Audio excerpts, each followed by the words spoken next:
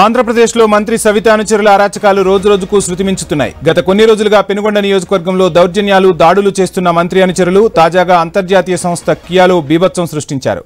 పెనుగొండ మండలం దుద్దెబండ వద్ద సంగ్వా హైటెక్ కంపెనీలో గత కొన్ని రోజుల పాటు స్థానికులకు లేబర్ కాంట్రాక్ట్ ఉంది. కూటమి వచ్చాక కూడా సదరు నాయకులే కొనసాగుతున్నారు. కానీ కంపెనీలో తమకు ఆ కాంట్రాక్ట్ ఇవ్వాలంటూ మంత్రి అనుచరులు కంపెనీ మెయిన్ గేట్ వద్ద విధ్వంసం సృష్టించారు.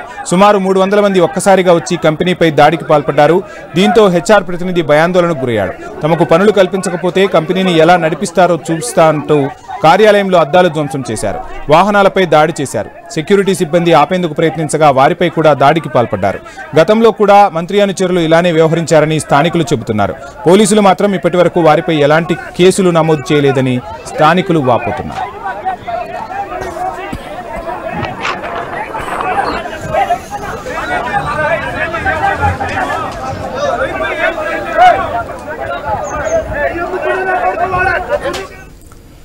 ఏపీలో మంత్రి సవిత అనుచరుల అరాచకాలు రోజురోజుకు శృతిమించుతున్నాయి. గత కొన్ని రోజులుగా పెనుగొండ నియోజకవర్గంలో దౌర్జన్యాలు, దాడులు చేస్తున్న మంత్రి అనుచరులు తాజాగా అంతర్జాతీయ సంస్థ కియాలో బీభత్సం సృష్టించినట్టుగా తెలుస్తుంది. ఇదే అంశానికి సంబంధించి ఫుల్ డీటెయిల్స్ మా ప్రతినిధి రామాంజనేయులు అందిస్తారు. రామాంజనేయులు,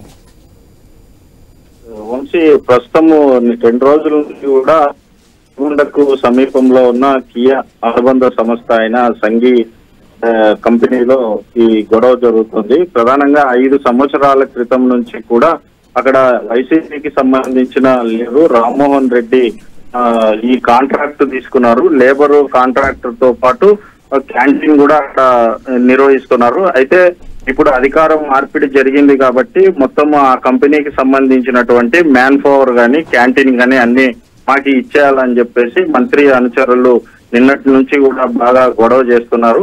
అయితే అక్కడికి దాదాపు 100 మంది సంఖ్యలో కంపెనీ వద్దకు వెళ్లి ఘర్షణ సృష్టించారు.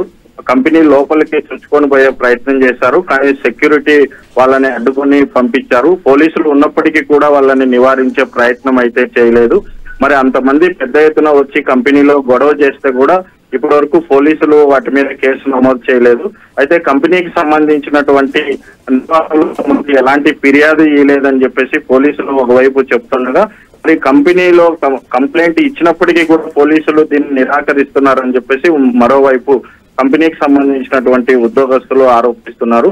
అయితే ఇదంతా మంత్రి సబితాకి తెలిసే ఇదంతా కూడా జరుగుతుందని, కేవలం అక్కడ ఉన్నటువంటి క్యాంటీన్ ని, మ్యాన్ పవర్ ని, దీన్ని అధికారం వచ్చింది కాబట్టి తాను మంత్రిగా ఉన్నాను కాబట్టి తమ అనుచరులకి ఇవ్వాలని చెప్పేసి అక్కడ మంత్రి అనుచరులు అందరూ కూడా గొడవ చేస్తున్నారు. అయితే దీని మీద పోలీసులు మాత్రం మాట్లాడడానికి నిరాకరించారు.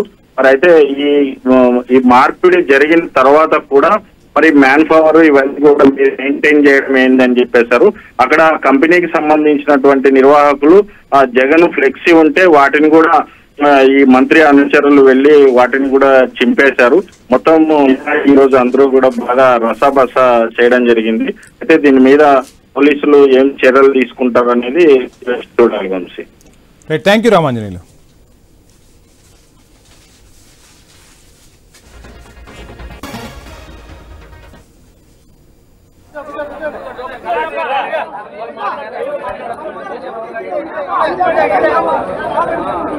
Get